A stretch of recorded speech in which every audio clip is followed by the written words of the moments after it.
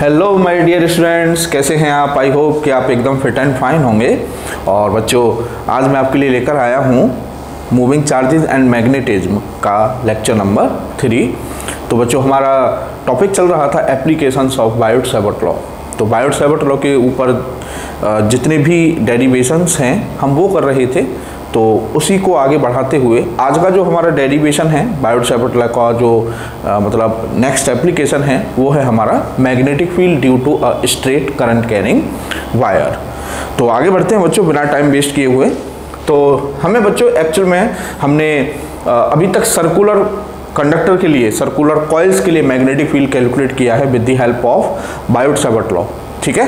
तो जैसे circular coil के सेंटर पर हम मैग्नेटिक फील्ड निकाल चुके हैं, एक सर्कुलर आर्क के सेंटर पर हमने मैग्नेटिक फील्ड का फॉर्मूला निकाला था, और उसके बाद लास्ट वीडियो में हमने सर्कुलर कॉइल की एक्सिस पर कोई पॉइंट है तो उस पर मैग्नेटिक फील्ड निकाला था with the help of Biot-Savart law. Clear. तो आज के इस लेक्चर में हमारे पास एक स्ट्रेट वायर है, ये ठीक है, फाइनाइट लेंथ का। कैसा? फाइनाइट लेंथ का है। ठीक है। और ये इसके एंड्स हैं, सपोज ये ए और ये आपका बी। ठीक है। और यहाँ ये कोई पॉइंट है साहब पी, जिस पर हमको मैग्नेटिक फील्ड पता करना है, और ये वायर से पॉइंट डी डिस्टेंस पर है। ठीक है। ये सिचुएशन है, ये समझ लीजिए। क्लियर।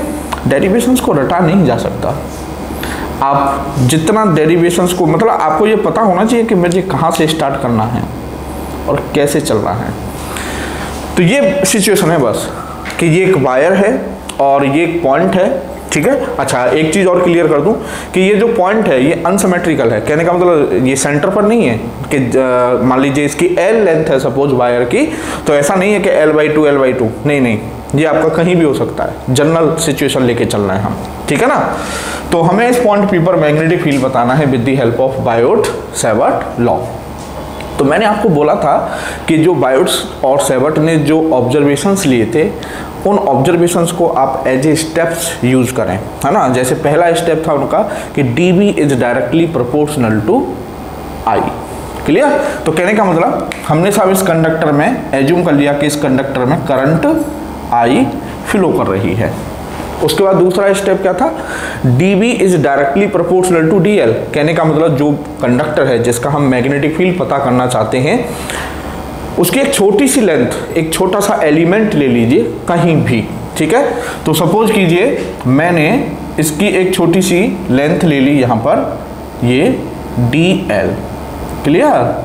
ये DL ले ली साहब, है ना। और इस DL में करंट कितनी है साहब, I। क्लियर। ये I इसमें करंट है। उसके बाद ये मान लेता हूँ मैं आपका ओरिजिन, और ओरिजिन से इसकी जो डिस्टेंस है ये है L। कितनी? L। ठीक है। अभी इसकी ज़रूरत क्यों पड़ रही है वो अभी क्लियर हो जाएगा। अभी हम स्टेप्स को ही क्लियर करते हैं अपने। तो पहला स्टेप था कि करंट मान लीजिए साहब, हमने करंट मान लिया ही। दूसरा स्टेप था कि कहीं भी उस कंडक्टर पर एक छोटी सी लेंथ ले लीजिए, DL ले ली साहब हमने। फिर नेक्स्ट स्टेप था हमारा कि DL और उस पॉइंट को जिस पर हमें मैग्नेटिक फील्ड पता करना है, दोनों को एक स्ट्रेट लाइन से मीट कर दो। कर दी साहब। ठीक है। उसके बाद IDL sin थीटा, हमें DL और R के बीच कितना एंगल है उसकी ज़रूरत पड़ती है। तो हमने ये एंगल मान लिया साहब, सपोज ये एंगल है हमारा थीटा। क्लियर भाई। ये एंगल DL और ये R, ये हो गई R। ठीक है। तो R और थीटा के बीच एंगल हो गया हमारा, सॉरी, R और DL के बीच एंगल हो गया हमारा थीटा। ठीक है। बायोट-सैवर्ट लॉ के जो स्टेप्स थे वो हमारे क्लियर हो गए। अब उसके बाद, ठीक है, ये हो गया साहब। अब नेक्स्ट स्टेप क्या था, अप्लाई बायोट-सैवर्ट लॉ। तो अप्लाई बायोट-सैवर्ट लॉ। तो बायोट-सैवर्ट लॉ है साहब, dB is equal to mu not upon 4 pi IDL sine theta upon R square. ठीक है। तो यहाँ सब कुछ है, थीटा भी है, डीएल भी है, आर भी है, सब कुछ है। जैसे अभी बाकी कॉल वाले केसेस में थीटा के केस थे कि जब 2 केस में थीटा 90 था, है ना। तो यहाँ पर ये आ गया एज इट एज बायोट सैबोटेलो हमने छाप दिया। अब साहब अब वो कहते हैं ना कि मैथमेटिक्स बोलता है, मैथमेटिक्स बोलता है। मैं आपको ये मैथ्स फिजिक्स अभी धीरे धीरे रुक जाइए, मैं भी अपनी फॉर्म में आऊँगा और आप भी समझेंगे, ठीक है। तो मैथमेटिक्स बोलता है बच्चों। तो ये आ गया एक छोटी सी लेंथ के लिए मैग्नेटिक फील्ड। हमें चाहिए पूरे कंडक्टर AB के लिए मैग्नेटिक फील्ड। तो मैंने आपको बताया था कि पूरे कंडक्टर के लिए जब मैग्नेटिक फील्ड चाहिए तो हमें क्या करना होता था कि जो हमने dB निकाला है उसको पूरी लेंथ के ऊपर क्या कर देना है, इंटीग्रेट। क्लियर है। तो उसको जब हम पूरी लेंथ के ऊपर इंटीग्रेट करेंगे तो मैग्नेटिक फील्ड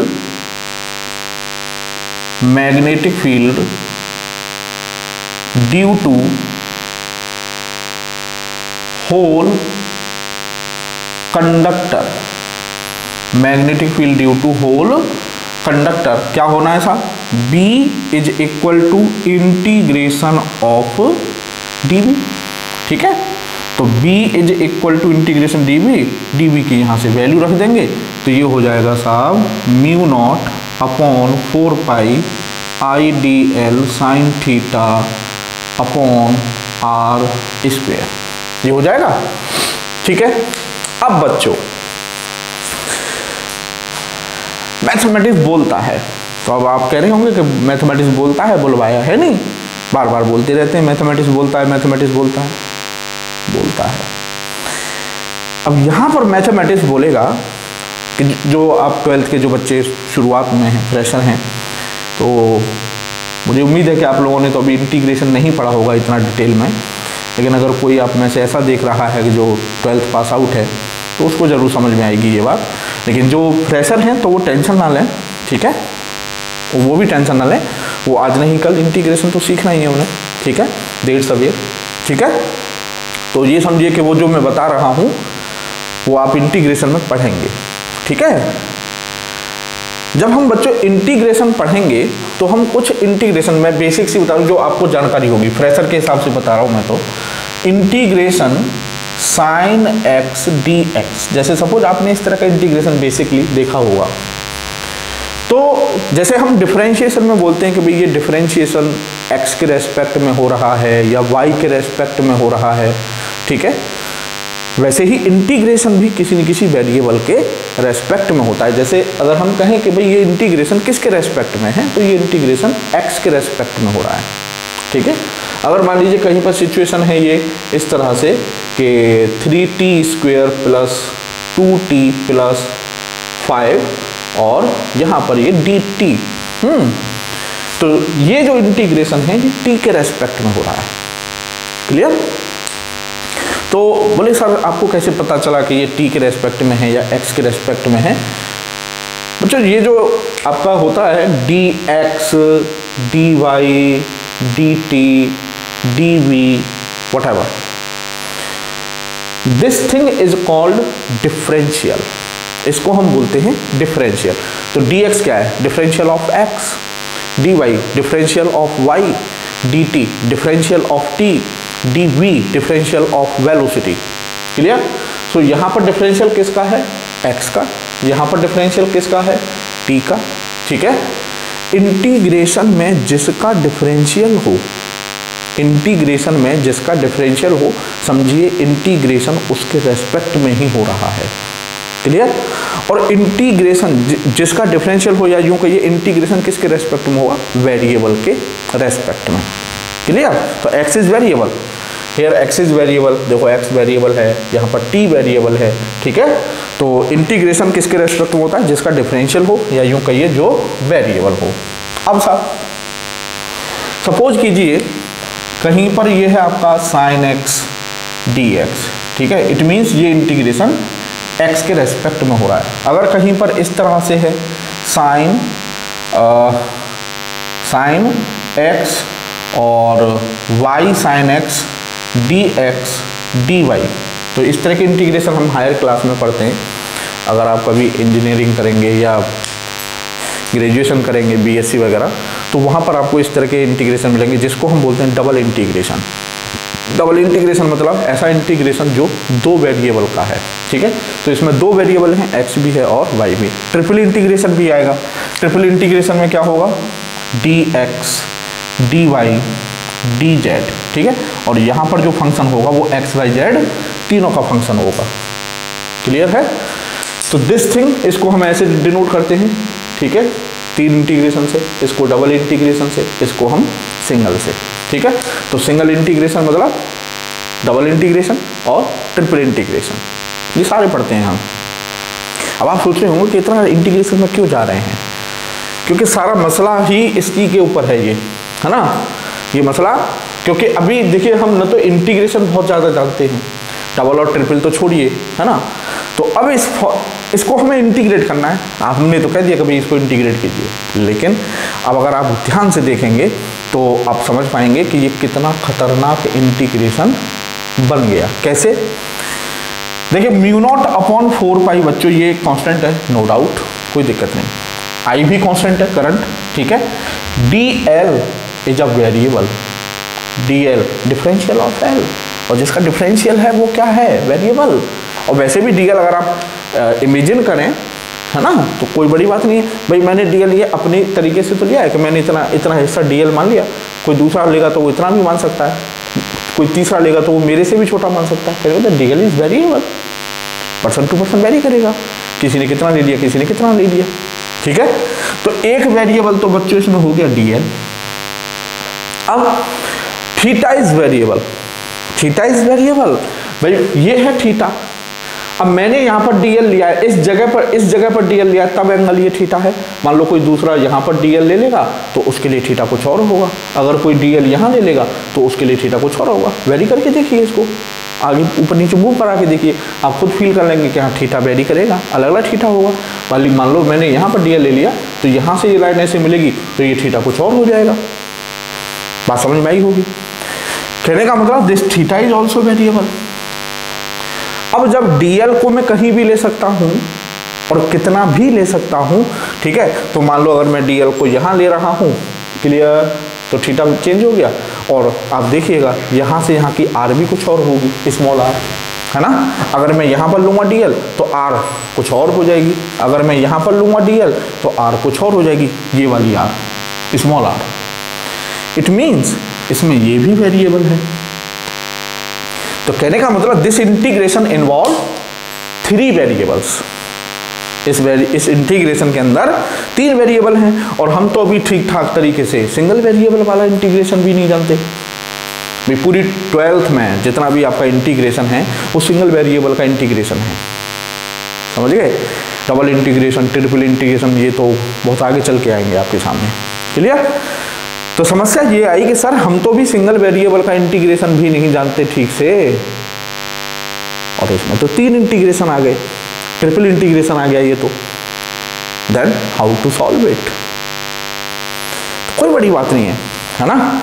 जो फिजिसिस्ट होते हैं बच्चों वो बड़े चालाक होते हैं, है ना, वैसे चालाक नहीं होते वो, मतलब क्रिएटिवली चालाक होते हैं, ठीक है ना। तो अब ये है साहब, यहां पर लिख देता हूं मैं कि this integration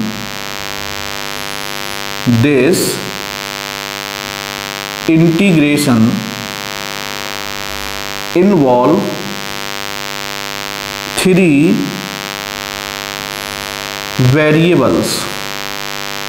this integration involve 3 variables. कौन कौन से, डीएल, थीटा एंड आर, ठीक है। सो अब ये 3 वेरिएबल का है, तो फिजिसिस्ट क्या करते हैं, बोले कि यार कुछ ऐसा जुगाड़ निकालो कि ये पूरा का पूरा इंटीग्रेशन किसी एक वेरिएबल में कन्वर्ट हो जाए। कोई ऐसा जुगाड़, थिंक लाइक अ फिजिसिस्ट, थिंक लाइक अ फिजिसिस्ट। और ये जो इंटीग्रेशन है आपका 3 वेरिएबल का, ये किसी एक वेरिएबल में क्या हो जाए, कन्वर्ट। सही है। So to make easy, so to make easy this integration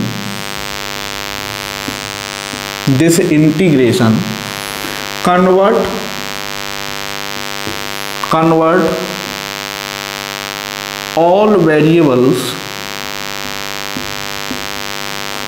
all variables in terms of a single variable. Clear?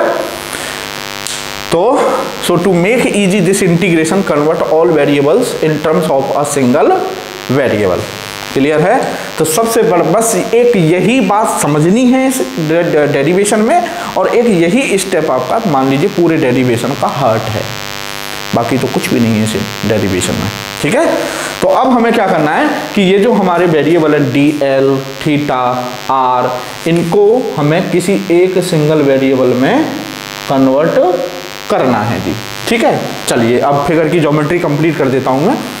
तो ये सब एंड ए है, ये एंड ए हो गया, और ये एंड ए, यहाँ पर ये जो एंगल है ये है सब आपका, ये वाला जो एंगल है ये अल्फा।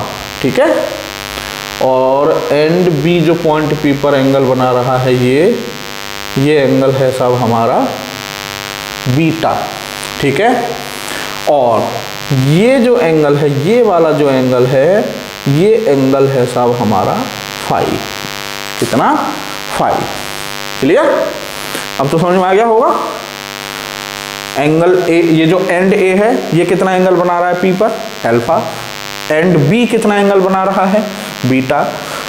और जो स्मॉल आर है ये पॉइंट पी पर कितना एंगल बना रही है? फाई। क्लियर? अब phi is also variable, here phi is also variable. क्यों? क्योंकि भाई डीएल, अभी सारा खेल डीएल के इर्द गिर्द था। डीएल हम कहीं भी मान सकते हैं, डीएल हम कितना भी मान सकते हैं। ठीक है, तो डीएल आर और थीटा फिर वेरिएबल हो गई।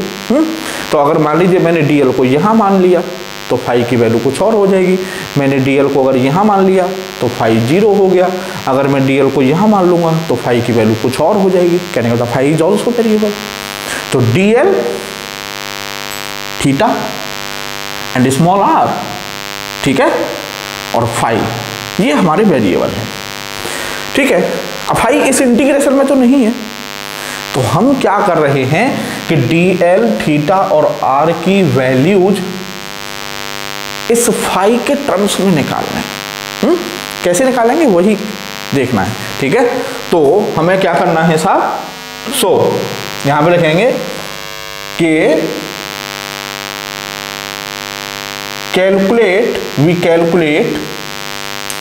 we calculate values of dl, theta and r in terms of angle phi. ठीक है, अब सर ये आपका P हो गया, ये आपका O हो गया, इसको हम मान लेते हैं M, इस पॉइंट को क्या मान लेते हैं? M। क्लियर? तो अब देखिए, देखो ये जो वैल्यूज हैं डी एल, थीटा और आर, ये फाई के टर्म्स में कैसे लूँगा? तो सिंपल मैथमेटिक्स बोलता है। ठीक है ना, तो सिंपल मैथ है, बहुत बड़ा मैथ नहीं है। तो in triangle OPM, in triangle OPM, तो अगर आप देखेंगे तो tan phi is equal to, tan theta होता है बच्चों परपेंडिकुलर अपॉन बेस। तो फाई के सामने परपेंडिकुलर हो गया ये L। अब आप समझ गए होंगे ये मैंने L क्यों ली थी। ठीक है, तो फाई के सामने परपेंडिकुलर हो गया L, ओरिजिन से DL की डिस्टेंस L है, अपॉन बेस हो गया आपका D। तो tan फाई हो गया साहब आपका L अपॉन D। ठीक है, तो यहां से L इज इक्वल टू हो जाएगा आपका D tan फाई। क्लियर? अब साहब मेरे को क्या चाहिए? मेरे को DL चाहिए, मेरे को DL चाहिए, है ना। तो DL डिफरेंशिएट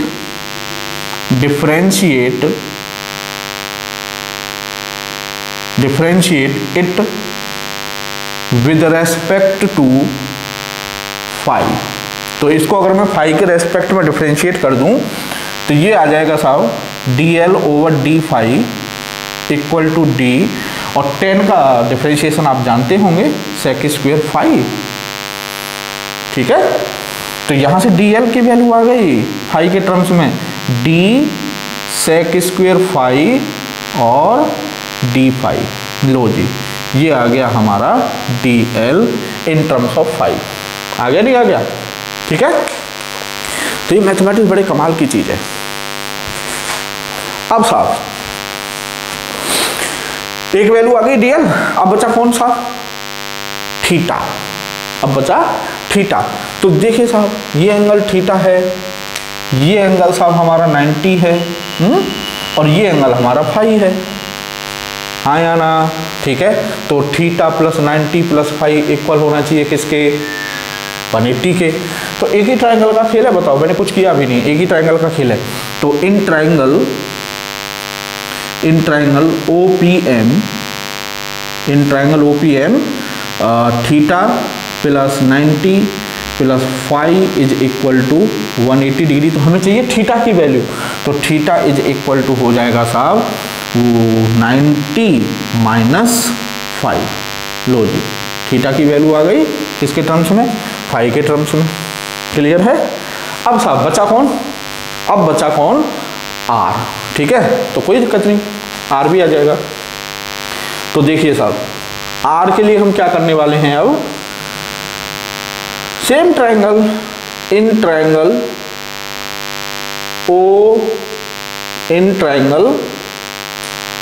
OPM, तो सेक फाई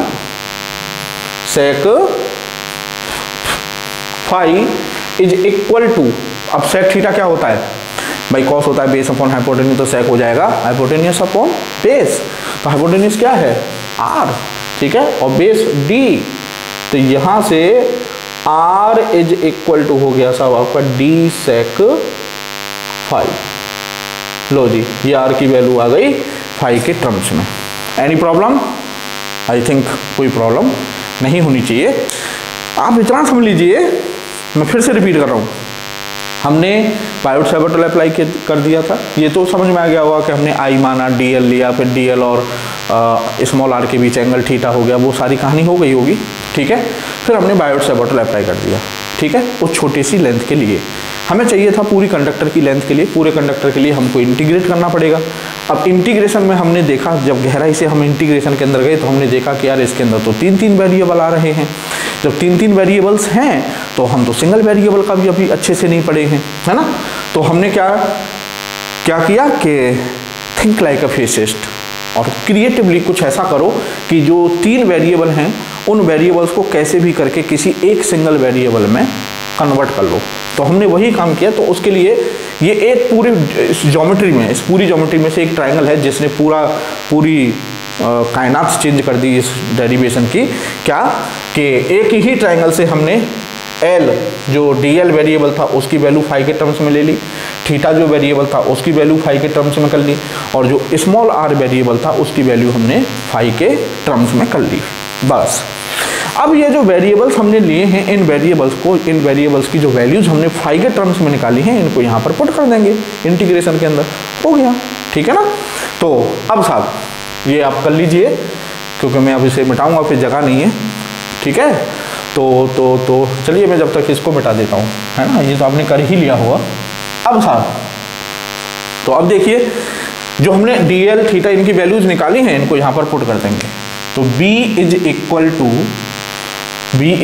टू चलो μ0/4π को तो पहले ही बाहर निकाल लेते हैं, ये तो कांस्टेंट है ही। तो इंटीग्रेशन i, ठीक है, dl कितना आया था साहब हमारा?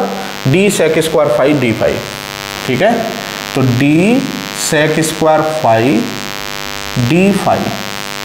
ठीक है, उसके बाद साइन थीटा, तो थीटा की वैल्यू आई थी हमारी 90 माइनस फाइव, तो साइन 90 माइनस 5 और अपॉन में आर स्क्वेयर।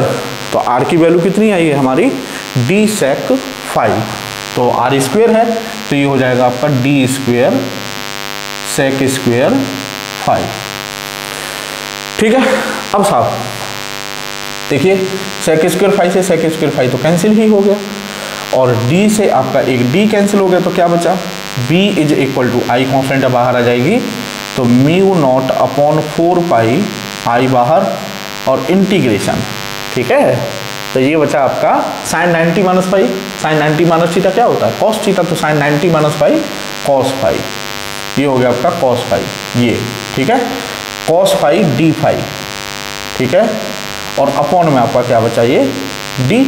ठीक है, तो इस d को भी बाहर ले लेते हैं। ठीक है साहब, तो ये d भी बाहर आ गया। क्लियर, अब बस सिंपल इंटीग्रेशन बन गया, इंटीग्रेशन cos x dx, तो integration cos five D five बन गया, नहीं बन गया सिंपल इंटीग्रेशन। अब cos का इंटीग्रेशन होता है साइन, cos का इंटीग्रेशन साइन, तो cos फाइव का इंटीग्रेशन क्या हो जाएगा साइन फाइव। क्लियर, अब लिमिट्स, क्योंकि फाइव अब वेरिएबल है तो अब फाइव की लिमिट्स पुट करेंगे, तो देखिए फाइव यहाँ पर, यहाँ से और यहाँ कितना जाएगा, यहाँ से यहाँ कितना जाएगा मैक्सिमम भाई, यहाँ से 0 और यहाँ पर कितना है ये पूरा, ये एंगल यहाँ से यहाँ तक कितना है अल्फा। ठीक है, और इधर ये एंगल कितना है यहाँ से बीटा, है ना, तो नीचे की तरफ एक्स एक्सिस के नीचे की तरफ आ रहे हैं तो angle minus beta, x axis के ऊपर जा रहे हैं तो प्लस बीटा। तो कहने का मतलब फाइव कहाँ से कहाँ तक चेंज हो रहा है, minus beta to plus alpha, minus beta to plus alpha. भाई लिमिट्स किसकी रखते हैं, जिसके रेस्पेक्ट में इंटीग्रेशन हो रहा हो, तो इंटीग्रेशन किसके रेस्पेक्ट में हो रहा है फाइव के, तो बस फाइव का देखना है कि ये कहाँ से कहाँ तक चेंज हो रहा है, तो फाइव कहाँ से कहाँ तक चेंज हो रहा है, यहाँ से लेके यहाँ तक, मतलब माइनस बीटा से लेके प्लस एल्फा तक।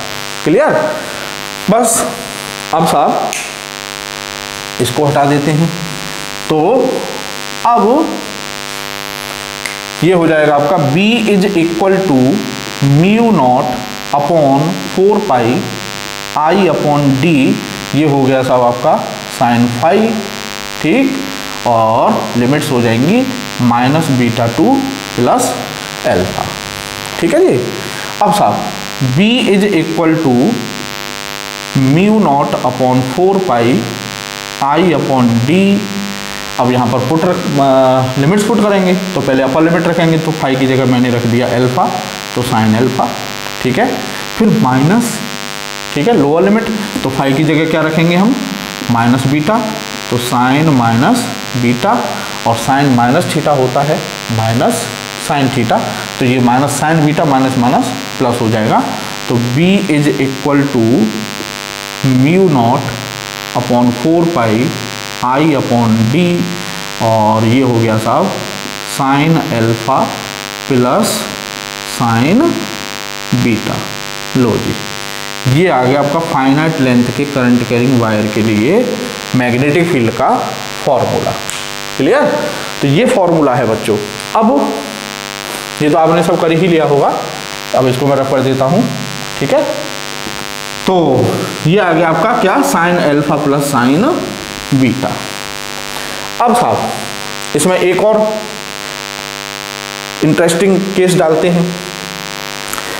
यहाँ पर ये जो बच्चों एल्फा और बीटा है, ये वो एंगल्स हैं जो पॉइंट पर बन रहे हैं, मतलब जिस पॉइंट पर हम मैग्नेटिक फील्ड कैलकुलेट करना चाह रहे हैं, पी ये वाला जो पॉइंट है, तो इस पॉइंट पर ही तो बनना है एल्फा और बीटा।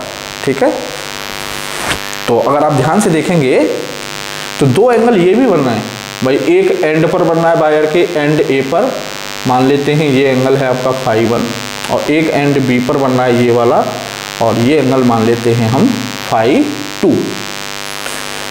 ठीक है, तो कई बार क्या होता है कि हमें ये वाले एंगल इजीली मिल जाते हैं, और कई बार क्या होता है कि हमें ये वाले एंगल इजीली समझ में आ जाते हैं। तो इस फॉर्मूले को दोनों एंगल्स के टर्म्स में समझना जरूरी है, पता नहीं कब कौन से वाले एंगल हमको, किस सिचुएशन में कौन से वाले एंगल हमको जल्दी पकड़ में आ जाए, है ना। तो अल्फा बीटा कौन सा है, जो पॉइंट पर एंगल बन रहे हैं, पॉइंट पर, और फाइव 1 फाइव 2 कौन से एंगल हैं, जो वायर के एंड्स पर बन रहे हैं। ठीक है, तो देखिए ये एंगल आपका फाइव 1, ये एंगल आपका 90, और ये एंगल आपका अल्फा। ठीक है, तो फाइव 1 प्लस 90 प्लस अल्फा, तो कहने का मतलब अल्फा की वैल्यू अगर हम φ1 के टर्म में निकालें तो अल्फा हो जाएगा आपका 90 माइनस φ1, है ना।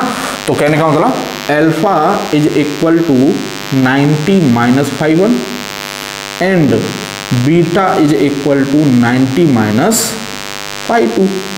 क्लियर। तो अल्फा और बीटा की जगह पर इस फॉर्मूले में जो हमने अभी निकाला है, इस फॉर्मूले में हम अल्फा और बीटा की जगह पर क्या रख सकते हैं, 90 माइनस φ1 एंड 90 माइनस φ2, ठीक है ना। तो यहाँ पर रख देते हैं, तो ये हो जाएगा साहब हमारा b is equal to mu not upon 4 pi I upon D sine 90 minus φ1 plus sine 90 minus φ2। Clear, φ2। तो ये हो जाएगा साहब b is equal to mu not upon 4 pi I upon D cos φ1 plus cos φ2, ठीक है।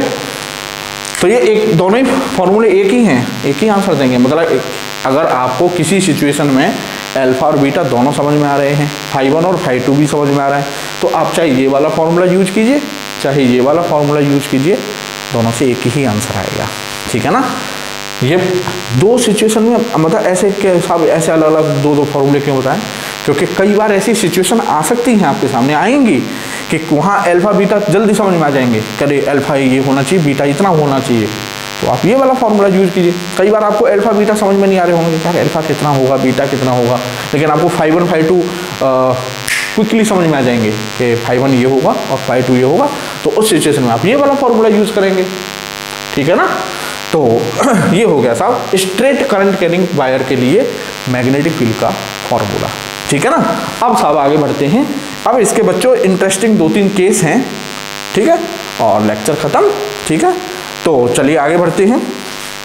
तो बच्चों अब हैं इसके हमारा स्पेशल केसेस जो हमने फाइनाइट लेंथ के वायर के लिए मैग्नेटिक फील्ड का फॉर्मूला निकाला है, ठीक है। b is equal to mu not upon 4 pi I D L sine mu not upon 4 pi I upon D sine alpha plus sine beta या कॉस φ1 प्लस कॉस φ2। ये फॉर्मूला ही तब है जब हमारा वायर फाइनाइट लेंथ का है, ठीक है, और जो पॉइंट P है वो अनसिमेट्रिकल है, मतलब ऐसा नहीं है कि वो परपेंडिकुलर बाइसेक्टर पर है वायर के, वो कहीं भी हो सकता है, ठीक है। तो ये समझिए कि वो स्ट्रेट वायर के लिए एक जनरल फार्मूला है। अगर आपको वो फार्मूला पता है sign alpha plus sine beta या कॉस φ1 प्लस कॉस φ2 वाला, तो आप स्ट्रेट वायर के लिए किसी भी केस के लिए फार्मूला बना सकते हैं। आपको अलग से उसको याद करने की, मेमोराइज करने की ज़रूरत नहीं है, या आपको पता है, आपको याद है, लेकिन बाई चांस आप भूल जाते हैं, तो आप उस फॉर्मूले से एडवांस फार्मूला बता सकते हैं, ठीक है। तो सबसे पहला केस है बच्चों कि when the conductor A B is of infinite length, ठीक है, अभी फाइनाइट लेंथ था, मगर अगर वो इनफाइनाइट लेंथ हो एंड पॉइंट P, ये जो पॉइंट P है आपका, ठीक है, lies at the centre of the wire, मतलब ये आपका सेंटर है वायर का, और इसके ऊपर इधर प्लस इन्फिनिटी और इसके नीचे इधर माइनस इन्फिनिटी, ठीक है। तो वो कह रहा है तब पॉइंट P पर मैग्नेटिक फील्ड कितना होगा। चलिए साहब, तो ये है साहब हमारा फाइनाइट लेंथ का वायर ए बी जो अभी हमने स्टडी किया है, ठीक है, और ये है पॉइंट P। ये एंगल अल्फा और ये एंगल बीटा, या ये कहिए ये एंगल आपका φ1 था और ये एंगल आपका φ2 था, ठीक है। अब ये वायर ऊपर की तरफ इन्फिनिटी की तरफ जा रहा है, तो देखिए पैटर्न देखना, पैटर्न और पूरी फिजिक्स एक जैसी होती है बच्चे, आपको ध्यान हो। इस तरह का एक डेरिवेशन में इलेक्ट्रोस्टैटिक्स में भी आपको करा के आया हूँ, electric field due to a rod, याद कीजिएगा, ठीक है। तो कोई नई चीज़ नहीं पढ़ रहे हम, सही है ना। तो देखिए मान लो ये वायर हमने थोड़ा सा पॉइंट ए को ऊपर पहुंचा दिया यहाँ से, मतलब लेंथ बढ़ रही है उसकी, तो अब यहाँ से देखिएगा, अब जो है आपका एंगल अल्फा हो जाएगा ये, मतलब पहले से इंक्रीज हो गया, वायर और बढ़ गया साहब ऊपर, ठीक है। तो अब साहब एंगल अल्फा आपका और बढ़ जाएगा, है ना। वायर और ऊपर की तरफ जा रहा है साहब, वायर और ऊपर की तरफ जा रहा है, तो आप देखिए अल्फा और बढ़ गया साहब आपका। वायर और ऊपर जा रहा है साहब, वायर और ऊपर गया तो आप ध्यान से देखिएगा एंगल अल्फा और बढ़ गया साहब आपका। तो आप ध्यान से देखिए, पैटर्न हाथ में आ जाना चाहिए। तो पैटर्न हाथ में आया कि जैसे जैसे ये वायर ऊपर की तरफ बढ़ रहा है, जैसे जैसे ये वायर ऊपर की तरफ बढ़ रहा है, तो जो एंगल अल्फा है वो आपका right right right right right ऐसे बढ़ता जा रहा है ना। तो जस्ट इमेजिन कि और ऊपर बढ़ा तो और ऊपर जाएगा, तो जब बिल्कुल इन्फिनिटी पर पहुंच जाएगा तो एंगल क्या हो जाएगा, बिल्कुल ये हो जाएगा एंगल, ये वाला। भाई ये जो लाइन है ये बिल्कुल स्ट्रेट हो जाएगी ऐसे। कहने का मतलब alpha becomes 90, alpha becomes 90 clearly. ठीक है, अब वैसे ही देखिए ये जो है आपका बीटा, वायर को थोड़ा सा नीचे बढ़ाया तो अब साहब बीटा हो गया ये, वायर को साहब और नीचे बढ़ाया तो अब बीटा हो गया ये। ठीक है, तो बीटा इधर बढ़ रहा है, इधर ऐसे। तो जब एंगल इन्फानाइट, सॉरी जब आपकी लेंथ इन्फानाइट हो जाएगी नीचे माइनस इन्फिनिटी, तो बीटा भी कितना हो जाएगा 90। ठीक है, तो इन दैट सिचुएशन जब वायर आपका ये इन्फानाइट लेंथ का होगा तो उस सिचुएशन में alpha is equal to beta is equal to π/2। Clear, 90 हो जाएगा। तो उस केस में आपका b is equal to μ0 upon 4π I/d sine π/2 plus sine π/2। तो साइन 90 की वैल्यू 1 होती है, तो 1 + 1 2। ठीक है ना, तो b की वैल्यू हो जाएगी साहब μ0 अपॉन 4π 2I/d। लो जी, ये इन्फानाइटली लॉन्ग वायर के लिए मैग्नेटिक फील्ड का फॉर्मूला हो गया। क्या, b is equal to μ0 upon 4π 2I/d। Clear, तो ये समझ में आ गया होगा कि ये कैसे। ठीक है ना। अब साहब, अब दूसरा केस है आपका कि case second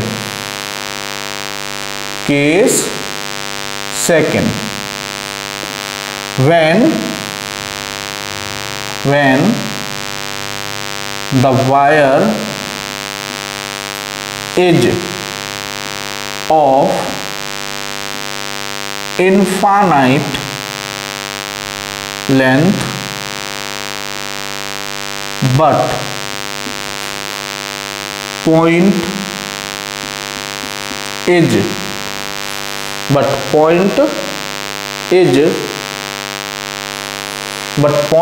P lies near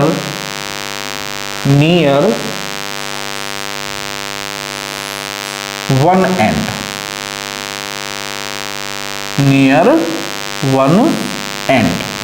ठीक है। तो इसमें क्या है ऐसा कि वायर इनफाइनाइट लेंथ का है, लेकिन जो पॉइंट है वो किसी एक एंड के नियर है, वो किसी एक एंड के नियर है। ठीक है ना। तो उस सिचुएशन में क्या मैग्नेटिक फील्ड होगा, तो ये देखते हैं।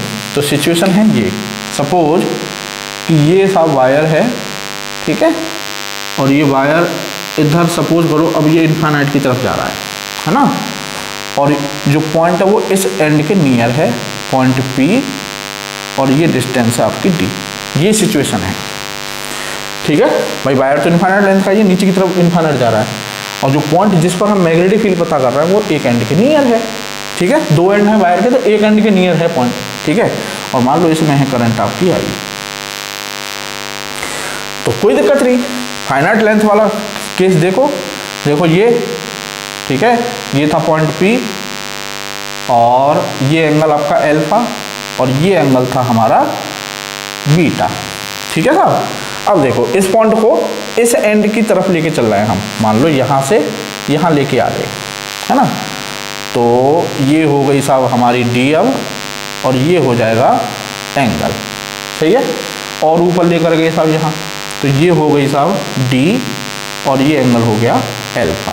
ठीक है, और ऊपर लेके गए साहब तो ये एंगल, ये होगी डी और ये हो गया एंगल। अब यहाँ ले आए तो ये डी और ये एंगल, तो कहने का मतलब अल्फा कितना हो जाएगा 0। देखिए ना भाई, ये एंगल अल्फा, फिर ये एंगल अल्फा, ये एंगल अल्फा, फिर यहाँ पर ये एंगल आपका अल्फा बहुत कम हो गया और यहाँ पर आके अल्फा क्या हो गया 0 हो गया। तो कहने का मतलब इस पॉइंट के लिए alpha is equal to 0 degree. ठीक है, अब साहब पॉइंट है आपका यहाँ, और इधर ध्यान से देखिएगा। ठीक है, अब ये एंगल है आपका बीटा, ये वाला, ये एंगल तो 0 हो गया, यहाँ पर अल्फा तो 0 हो गया। अब ये वायर जा रहा है नीचे की तरफ ऐसे, तो बीटा और बढ़ जाएगा साहब ये। ठीक है, फिर और नीचे गया साहब तो बीटा और बढ़ जाएगा यहाँ पर ये। ठीक है, ये हो गया बीटा, और नीचे जा रहा है साहब तो बीटा और बढ़ जाएगा। तो अभी वही वाला केस, जब 90 की तरफ जाता है तो अल्फा और बीटा कितने, किसकी तरफ टेंस होते, 90 की तरफ।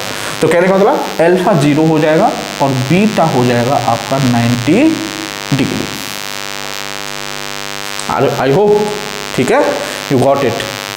जैसे भाई 90 इन्फाइनाइट का केस तो वही होगा ना, जैसे ये एंगल ऐसे बढ़ता जा रहा था वायर, तो ये एंगल अल्फा इधर बढ़ता जा रहा था ना, मतलब टेंस टू 90, ऐसी बीटा।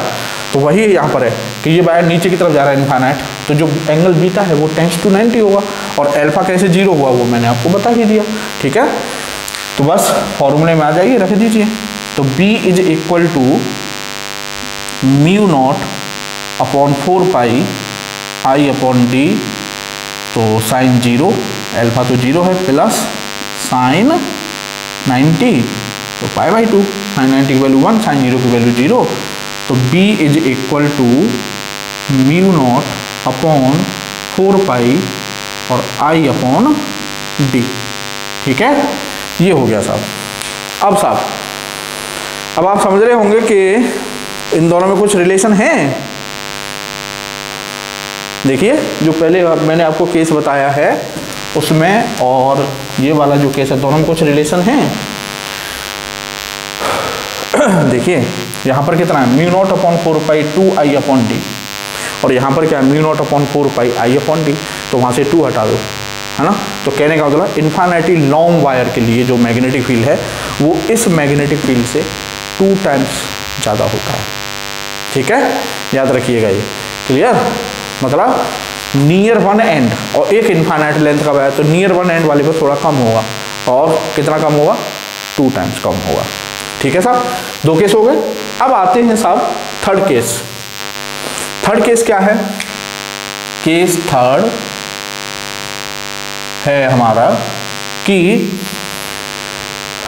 वायर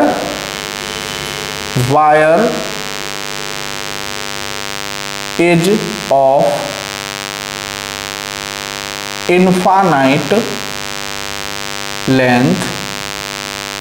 ठीक है, wire is of infinite length and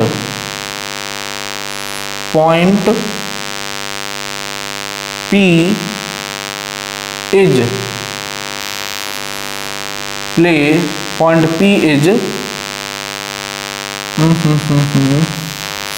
wire is of infinite length and semi-infinite wire is of semi-infinite length and point P is situated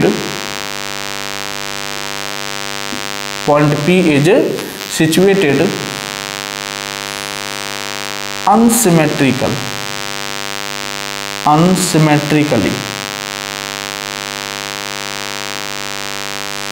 ठीक है, देखो सिचुएशन क्या है, इसको ऐसे समझिए कि ये है वायर, ये वायर है साहब, ठीक है, और ये नीचे की तरफ आपका सपोज इनफाइनाइट लेंथ का है, ठीक है, और जो पॉइंट P है वो है आपका यहाँ कहीं, ठीक है ना, मतलब न तो पूरी तरह से, अच्छा वायर यहाँ से शुरू है, वायर यहाँ से शुरू है, तो सेमी इनफाइनाइट का मतलब समझ गए।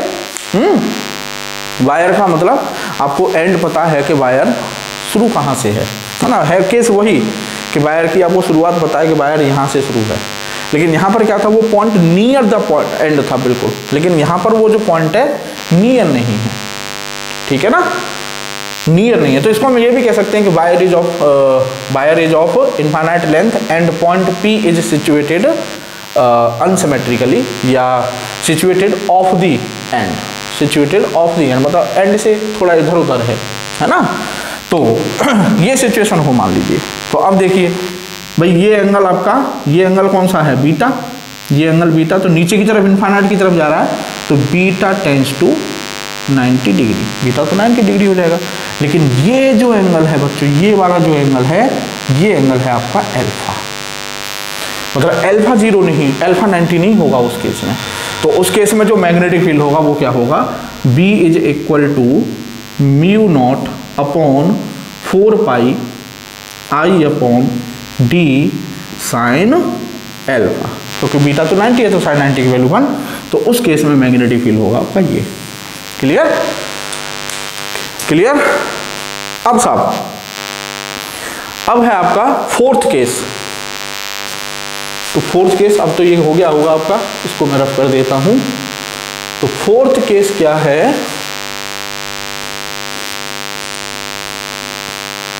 फोर्थ केस है हमारा कि case 4, wire is of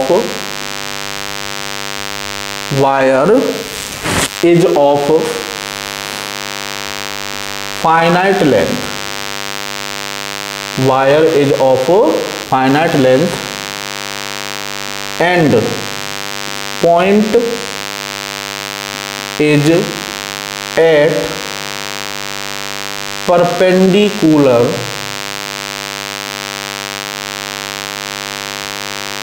by sector, ठीक है, परपेंडिकुलर बाई सेक्टर, ठीक है साहब। तो अब वायर फाइनाइट लेंथ का है और पॉइंट हमारा परपेंडिकुलर बाई सेक्टर पर है। तो ये सिचुएशन है, ये वायर, ठीक है, वायर था सपोज L लेंथ का, तो ये पॉइंट P, ये D, तो ये L/2 और ये L/2, ठीक है ना, और आपका ये एंगल आपका अल्फा और ये एंगल आपका बीटा था, ठीक है। तो इस केस में अल्फा इक्वल टू बीटा, पहली बात तो भाई दोनों एंगल बराबर होंगे, है ना, सही है। और बस फॉर्मूला क्या था फाइनाइट लेंथ के लिए, फाइनाइट लेंथ का फॉर्मूला था mu naught upon 4 pi I upon D sine alpha plus sine beta. तो साइन अल्फा और साइन बीटा की वैल्यू निकाल लेंगे अब। तो साइन अल्फा हो जाएगा साहब हमारा परपेंडिकुलर, तो परपेंडिकुलर हो गया L/2 अपॉन हाइपोटेन्यूस, नहीं तो हाइपोटेन्यूस क्या हो जाएगा, ये under root D square plus L square by 4, क्यों, सही है ना। तो अंडर रूट ये हो जाएगा D square plus L square by 4, है ना। तो sine alpha is equal to L/2 और अपॉन में under root 4D square plus L square, और ये आ जाएगा आपका ऐसे 1/2, 4 रूट में है ना तो बाहर आ जाएगा। तो ये आ जाएगा sine alpha is equal to L upon under root 4D square plus L square, ये आ गई साइन अल्फा और इक्वल टू साइन बीटा। समझ गए होगे भाई, दोनों इक्वल एंगल तो दोनों बराबर ही तो आएंगी, साइन अल्फा और साइन बीटा की वैल्यू, ठीक है ना। अब साहब अब इसको बस फॉर्मूले में यहाँ पर पुट कर दीजिए। तो ये हो गया साहब आपका B equal to mu not upon 4 pi I upon D, और साइन अल्फा की जगह रख देंगे हम L upon under root 4D square plus L square plus L upon under root 4d² plus L²। ठीक है, तो ये हो जाएगा आपका B equal to μ0 upon 4 2IL upon under root 4d² plus L²। लो जी, ये आ गया आपका फाइनाइट लेंथ का वायर हो और फाइनाइट लेंथ का वायर हो, ओहो हो आई अपॉन डी। ठीक है, ये भी तो आएगा आई अपॉन डी। ठीक है साहब, तो ये आ गया आपका फाइनाइट लेंथ का वायर हो और पॉइंट जो है वो आपका परपेंडिकुलर बाइसेक्टर पर हो, तब मैग्नेटिक फील्ड ये होता है। अब बच्चों एक छोटी सी बात है, ठीक है, और लेक्चर खत्म। तो वो छोटी सी बात क्या है और बड़े काम की बात है, ठीक है ना, बहुत काम की बात है, मतलब बहुत बहुत बहुत यूज होगी वो बात। ठीक है, और कॉन्सेप्ट क्या है, वो कॉन्सेप्ट है आपका कि सपोज करो ये एक कंडक्टर है, ये वायर मतलब, और इसमें करंट फ्लो कर रही है आई, और यहाँ आगे इसकी एक्सिस पर यहाँ कोई पॉइंट है P और एक सिचुएशन इसके ऊपर एक पॉइंट है Q। ठीक है ना, समझना बात को। जैसे ये मार्कर, मान लो ये वायर है, तो इस मार्कर को आगे की तरफ बढ़ाते जाओ, तो जिन जिन पॉइंट से ये गुजरेगा आगे चल के वो इसकी एक्सिस है ना। तो एक पॉइंट तो इसके ऊपर लिया है मैंने और एक पॉइंट इसकी एक्सिस पर ले लिया है आगे कहीं, है ना। तो मुझे इस पॉइंट P पर और इस पॉइंट Q पर मैग्नेटिक फील्ड पता करना है। तो उसके लिए अगर हम बायोट-सावर्ट लॉ के टर्म्स में सोचे तो पहले हम I, फिर DL और R को मिलाएंगे, है ना। तो DL, मान लो यहाँ पर DL है ये कंडक्टर का, और ये हो गई DL से पॉइंट की डिस्टेंस R, है ना। तो DL और R को जब मिलाएंगे, ये DL है, तो DL और R को जब मिलाएंगे ऐसे, तो दोनों पैरेलल है DL और R। तो DL और R के बीच एंगल जो हो जाएगा here theta is equal to 0, और साइन 0 की वैल्यू 0 होती है। तो कहने का मतलब BP is equal to BQ is equal to 0। कहने का मतलब बहुत गजब की कॉन्सेप्ट बनी क्या, देयर इज नो मैग्नेटिक। बच्चों ये नोट कर लीजिए, बहुत बहुत यूज होगी ये बात। क्या, there is no magnetic field, there is no magnetic field at thin current carrying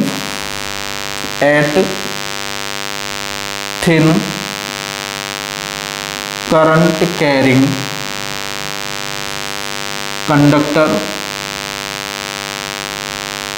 at thin current carrying conductor itself on itself। ठीक है, मतलब अपने ऊपर कोई उसका अपना मैग्नेटिक फील्ड नहीं होगा। And also